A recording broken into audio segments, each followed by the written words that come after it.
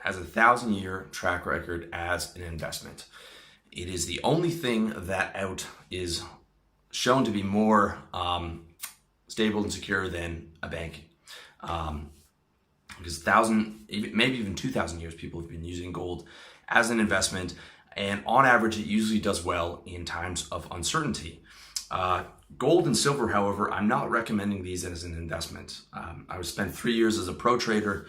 No one knows where the market's going to go. You might think gold may go up, but it might go down. We don't know.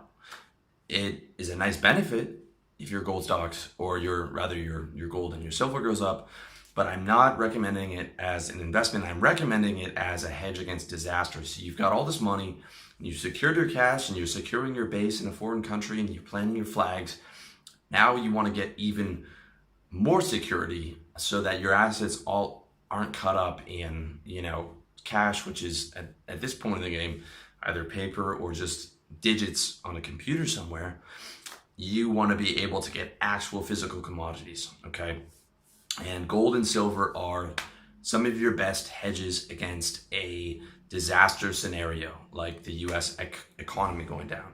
And I'm not talking about gold or silver stocks or ETFs. I'm talking about the actual physical asset that you can hold in your hand and have it either in a safe deposit box or somewhere protected that's close by to you, maybe in a safe in your house, or both, ideally, okay? It is a nice hedge, and it is something that has stood the test of time.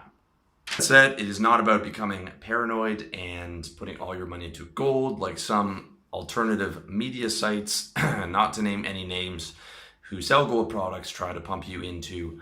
It is just another hedge for a logical, rational decision maker in case of a disaster scenario, all right? You want to get to the point where you can lose a revenue stream, or lose an asset, or lose a bank account, or lose a property, or whatever, and still be able to survive and thrive. Again, a lot of these situations won't happen, and hopefully you won't have any disaster scenarios, but ultimately, if you do, you can not only survive and thrive, and you get the extra peace of mind of being like, well, if something happens to this, it doesn't matter. I have all these different assets, and all these everything hedged, and I'm very well secure. Step 16, investing. It's taken a long time to get to investing, and some people will have you investing a lot earlier than this, but this is just my 2 cents, and I'm going to give you why we are only talking about investing now. The first reason, and this is coming to you as someone who made a living off the market. It was 3 years as a pro trader, not day trading, sitting in my home, but working for a company as a pro trader, and I was making a lot of money doing it. And investing is the most misunderstood concept on this list. And even most guys, even like smart guys I know, they are not they do not understand the market. Financial advisors don't understand the market. Intelligent guys don't understand the market. It is very misunderstood. The first thing you have to understand is no one knows where the fuck the market is going. Okay, nobody knows. And the best thing you can do for the best thing I did for my education was just go into a day trading firm and get my ass kicked for a year straight, just the shit beaten out of me every day, to just beat it out of me that I have no idea where the thing is going to go, and I never know where it's going to go.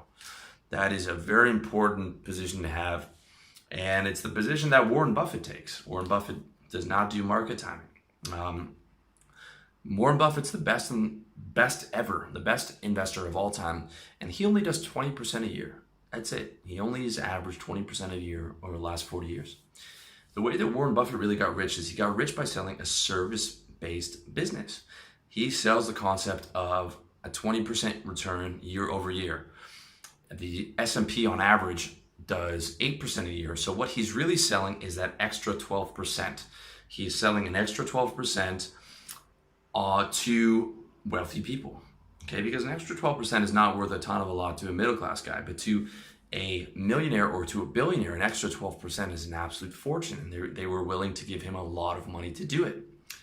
And the way that Warren Buffett really got rich was, number one, selling a superior service, 20% compounded consistently every year. Number two, superior sales and client management. If you look at Warren Buffett's wall, the diploma that he had on there is not his degree from a top university. It's Dale Carnegie's How to Win Friends and Influence People's course. Warren Buffett learned how to become a very good salesman and very good client manager.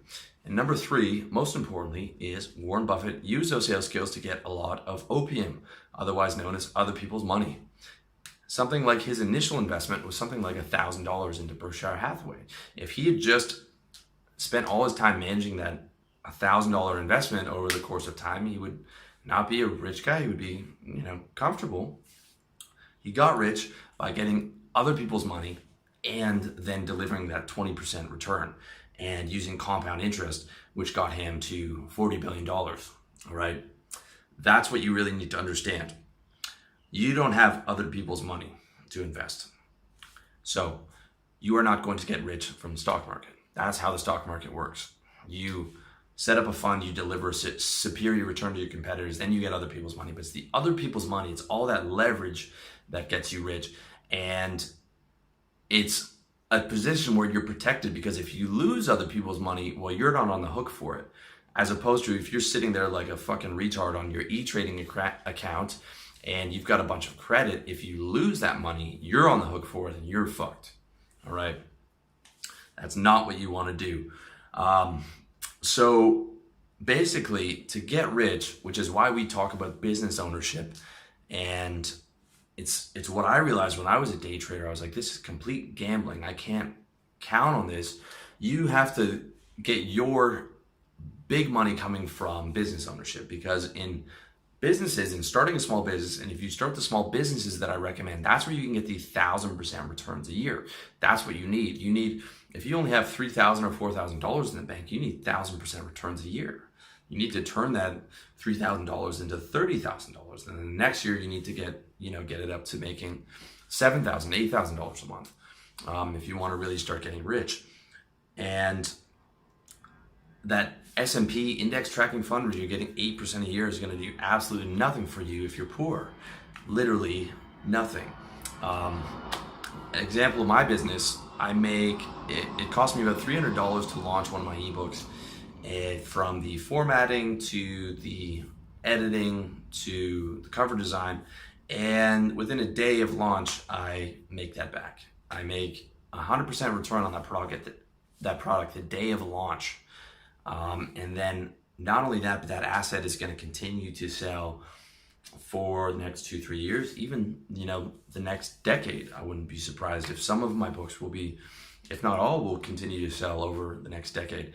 Obviously not as much as they sell in the first year, but I've been quite happy with how some of my books have been selling over the last couple of years. So that is a very important thing.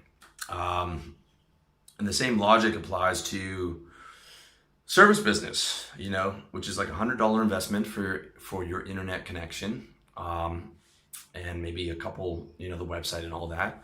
And then I know guys who've scaled up to $5,000 a month on their copywriting business within a year. That's thousands of percent return. It's insane, and insanely high margins. That is how you get rich. You get into a high margin business. You won't find high margin businesses on the stock market, because that's already been pilfered. That's all that high margin has already been taken out and gone to the owners. And by the time a business gets really big, it's not going to have 1,000% margins anymore and 1,000% returns anymore. It's not possible.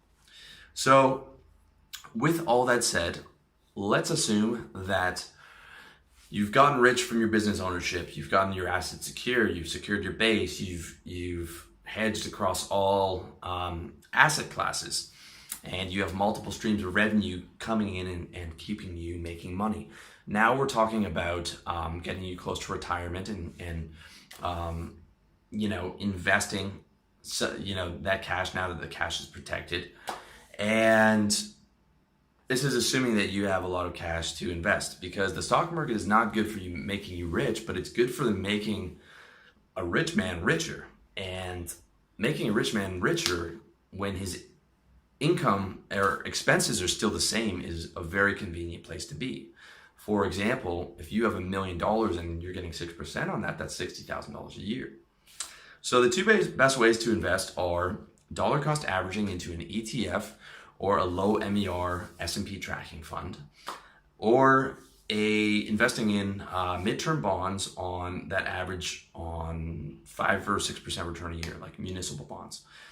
And historically, the S&P 500, if you'd bought an index tracking fund 100 years ago, would have returned 8% a year on average. With that said, we cannot predict the future. I'm saying it's an option, but 100 years ago, the US was not $19 trillion in debt like it is now. What's the next 30 years or next 100 years going to look like in the US? I have no idea. I doubt it's going to be as good as the last 100 years. So if you are looking at an index tracking fund, I would look towards China, or I'd look towards like a world fund so that you are hedged across multiple countries. Do not think that just because you do the smart thing and buy an index tracking fund, or you buy the actual, the ETF, that you're hedged because you're hedged across a bunch of different companies. You're not hedged because you're still tied to the US dollar and the US market. The best hedge is across the world. But again, one thing you really have to understand about this technique is that it's a 30-year technique. So dollar cost averaging means you're buying in every year, and you keep adding to this index fund or ETF. And the reason it's a 30-year or 20-year technique, and let's say you're getting into your investments when you're 50 or whatever, and this is something that you're going to be doing for the next 25 years, so that when you're 75, you've made a lot off this particular investment, or the bonds where you're going to be living off that from 50 to 70